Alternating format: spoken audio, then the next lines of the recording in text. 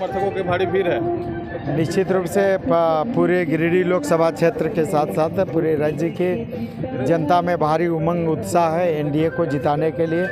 और उसी क्रम में आप देख रहे हैं कि पूरा लोगों का जो जुनून है, जो उमंग, जो उत्साह दिखा रहा है कि निश्चित रूप से गिरिडीह से एनडीए प्रत्याशी चंद्र प्रकाश चौधरी जी को यहाँ के मतदाता अपार मतों से जिताने का काम करेंगे। कल एक घटना हो गई है कि जिस प्रकार हुड़दंग किया गया।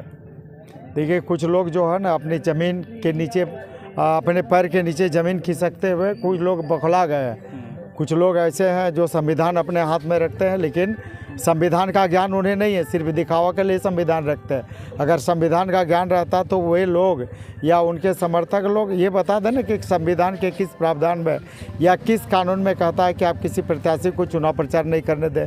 अगर कोई व्यक्ति किसी प्रत्याशी का चुनाव प्रचार करने के लिए जाता है तो उसको रोका जाता है। बता दें ना कि संविधान के किस प्रावधान में कौन सा कानून कहता है कि आप किसी प्रत्याशी को चुनाव करने नहीं दें। मतलब अपनी हार से बौखलाहट के कारण लोग रोड में आके कुछ अलूल जलूल हरकतें करते रहते हैं, जो बिल्कुल ही गैर कानूनी और गैर संवैधानिक है।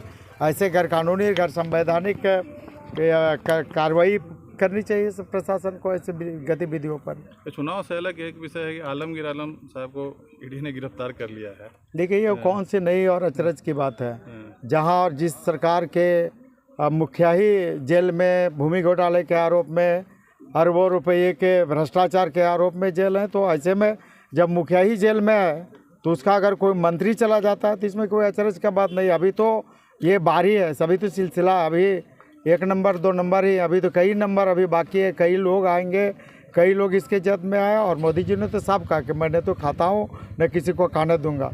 और पूरी तरह से भ्रष्टाचार पर जीरो टॉलरेंस की जो नीति है एनडीए सरकार के, एनडीए सरकार उस पर अडिग है।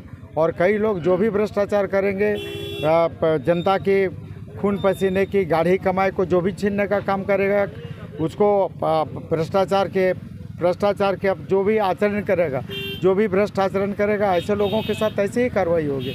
तो अभी इंतज़ार करना है। अभी तो 1 नंबर और 2 नंबर ही, अभी कई नंबर बाकी हैं, तो इंतज़ार करना है। तो कल असम के मुख्यमंत्री भी रांची के दौरे में थे, उन्होंने भी कहा कि ये अभी शुरुआत है।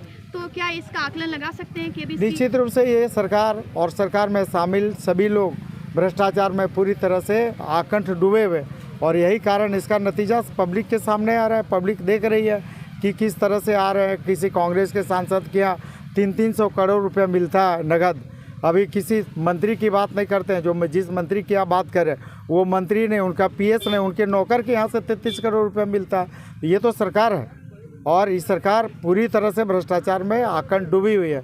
तो निश्चित रूप से भ्रष्टाचार का पर्दा फटेगा, पर्दाफाश होगा, और जनता के सामने ये सारी बातें आएंगी।